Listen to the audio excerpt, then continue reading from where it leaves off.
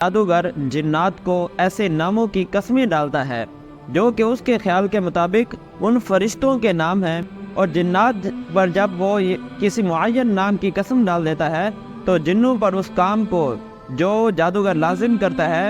اس کام کو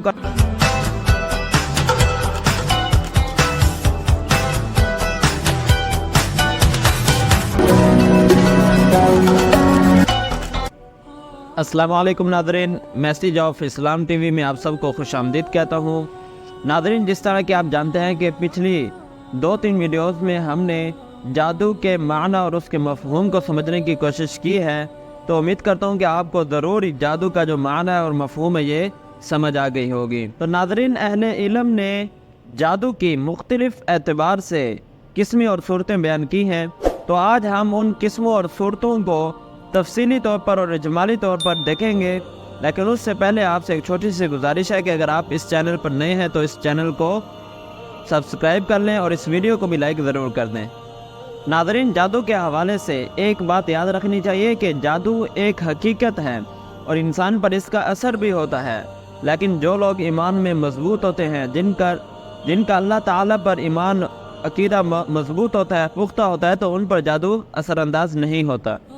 اہل علم نے جادو کی مختلف اعتبار سے اقسام اور اس کی صورتیں بتائی ہیں، تو آج ہم جو پہلی تقسیم ہے جادو کی، اس کے اندر جتنی بھی اقسام ہیں، تقریباً 4 اقسام ہیں پہلی تقسیم کے اندر، تو ان کے اوپر ہم بات کریں گے۔ اور جادو کی پہلی تقسیم کے اندر جو اس کی پہلی قسم ہے وہ ہے العزیمت۔ اس قسم کے اندر جادوگر جنات کو ایسے ناموں کی قسمیں ڈالتا ہے جو کہ اس کے خیال کے مطابق ان فرشتوں کے نام ہیں جو حضرت سلیمان علیہ السلام نے جنات کے قبیلوں پر مقرر کیے تھے، اور جنات پر جب وہ کسی معین نام کی قسم ڈال دیتا ہے تو جنوں پر اس کام کو جو جادوگر لازم کرتا ہے اس کام کو کرنا ان پر لازم ہو جاتا ہے۔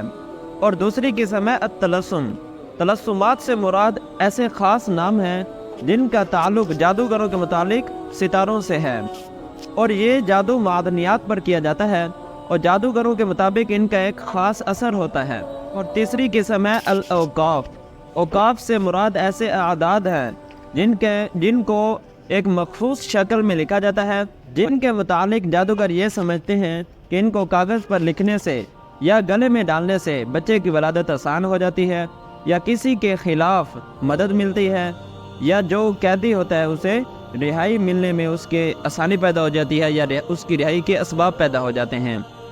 اس تقسیم میں آخری قسم جو اس کی ہے وہ ہے التنجیم۔ اس سے مراد علم نجوم ہے، جس کے اندر جادوگر فلکیاتی تبدیلیوں کے ذریعے زمینی واقعات کے متعلق رہنمائی دیتے ہیں کہ آج یہ ہونے والا ہے یا آپ کے ساتھ یہ ہو سکتا ہے۔ تو ناظرین، امید کرتا ہوں کہ آپ کو یہ 4 قسمیں ضرور سمجھ آ گئی ہوں گی۔ اگر یہ ویڈیو پسند آئے تو اس کو لائک بھی ضرور کر دینا، چینل پر نہیں ہو تو سبسکرائب کر لینا۔ ملتے ہیں اگلی ویڈیو میں، تب تک کے لیے خدا حافظ۔ السلام علیکم وآخر دعوانا ان الحمد للہ رب العالمین۔